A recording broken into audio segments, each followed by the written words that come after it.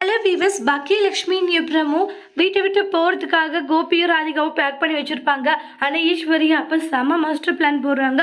அவங்களுக்கு நெஞ்சுவலி வந்து உடம்பு முடியாத போகிற மாதிரி மயக்கம் போட்டு விழுந்துருவாங்க. அதை பார்த்து கோபி அம்மா உங்களுக்கு என்ன ஆச்சுன்னு சொல்லிட்டு ரொம்பவே பயந்து போகிறாங்க. அதுக்கப்புறமா வந்து கோபி என்னால் முடியல, கோபி முடியல அப்படின்னுவாங்க. பாக்கியாவும் ரொம்ப ஃபீல் ஆக ஆரம்பிக்கிறாங்க. அதுக்கப்புறமா வீட்டுக்கு டாக்டரை வர சொல்லி செக் பண்ணுறாங்க. அது மாதிரி பிபி வந்து அதிகமாக இருக்குது, அவங்களுக்கு ஒவ்வொரு டென்ஷன் கொடுக்கக்கூடாதுன்னு சொல்லியிருக்கோம் இல்லையா. அவங்க டென்ஷன் கொடுக்காது பார்த்துக்கோங்க.